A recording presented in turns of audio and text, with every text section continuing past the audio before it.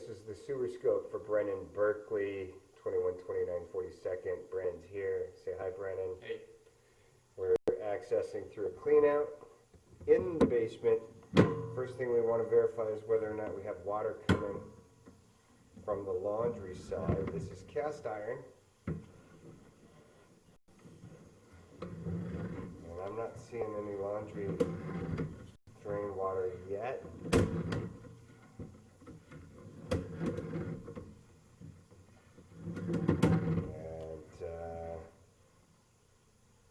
Nope. This is our cast iron pipe.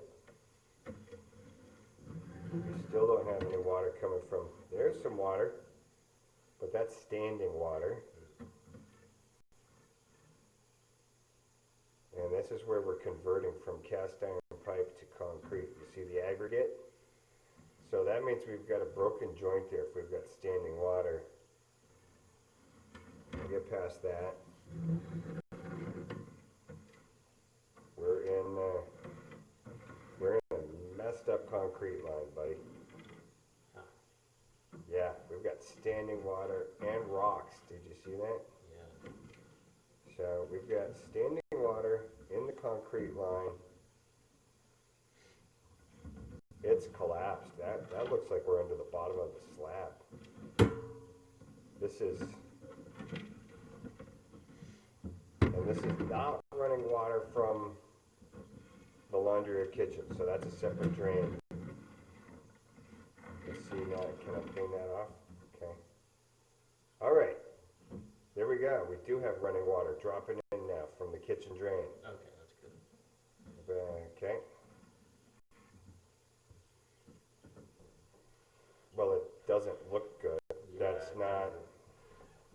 It doesn't look like a pipe. It looks like It's a not. from the ground or something. Yeah, that's not a connection. That's a break. So now the question there is whether or not that's from our laundry drain. I'm going to turn that water off because that could just be water infiltration because it's been raining all morning. That could be groundwater. Yeah.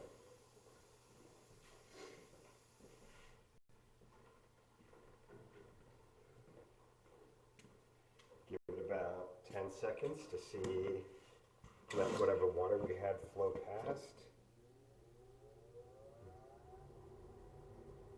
And it's still coming in there.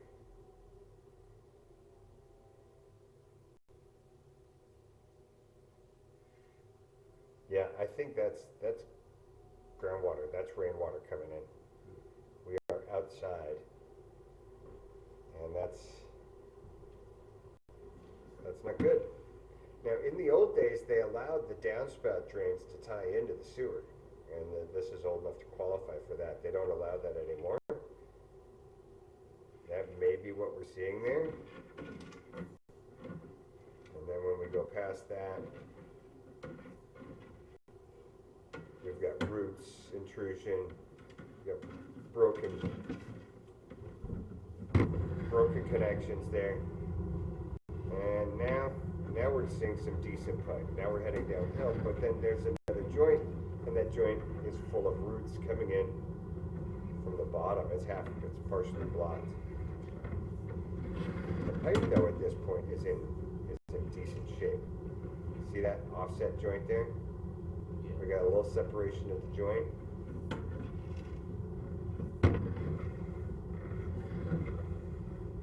We got more water coming in here, but that looks,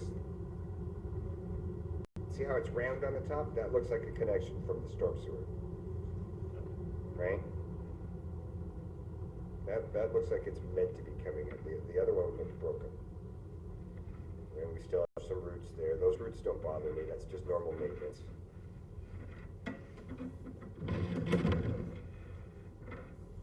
But we're underwater again, right?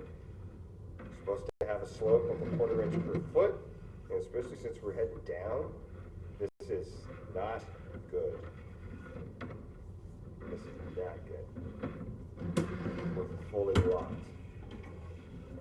and underwater, totally backed up. There we go. I'm pushing the solids through. Now we can see again. So that whole section from about 30 to 35 feet Look at all those roots. Look at all that. Yeah, yeah, this whole, this thing. And this is all like under the yard, probably, right? Yeah, Like the street isn't. no, we're not to the street yet.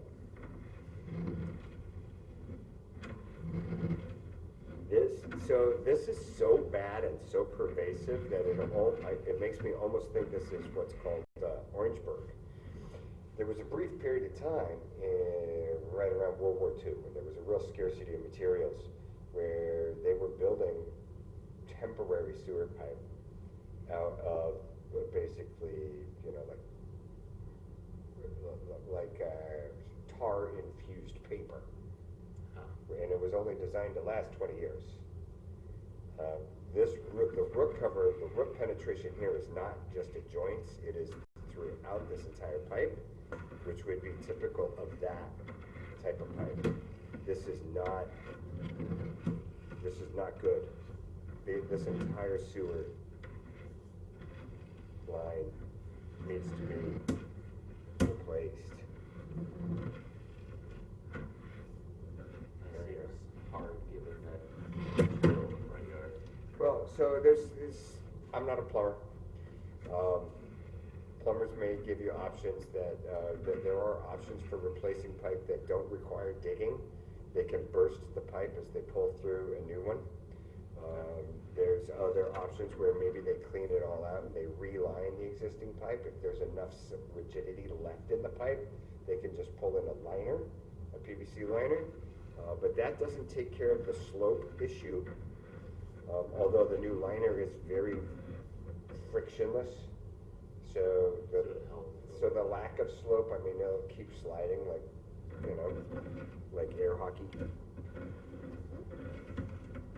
And like, obviously you don't want sitting water. Is that kind of just so it doesn't corrode through the material, or are there other? Well, solids tend not to move when they're I guess sitting it's water. not all liquid. It's not all liquid. Yeah. More roots. But we're back into concrete pipe now, right? So you see we've got the aggregate on the bottom. We've got the joints. We're back into concrete pipe. So we're further down the hill. We don't have the root issues, except some at the joints. Where is this water coming from? Is that like a rain gutter or something? Or It's not coming from inside, right? It's coming from outside. So I've got water pouring. We rapidly turned downhill, right? So see how fast the water's flowing? Yeah. Now we're on a slope, right? Now this is more than your average slope. We're headed downhill. We're headed down to the street now. It's splashing over the front of my camera, and we've got a giant root ball. We had a giant root ball there.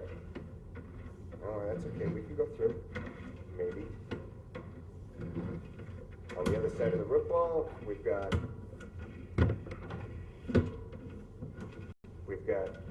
water again, blockage. Okay, I mean this is really it. This is as far as I can go. There's not enough push in my rod to get through this blockage.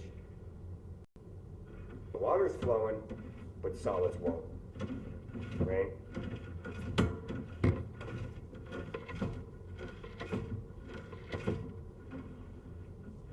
I'm almost through. Yeah, it looks like it's doing something.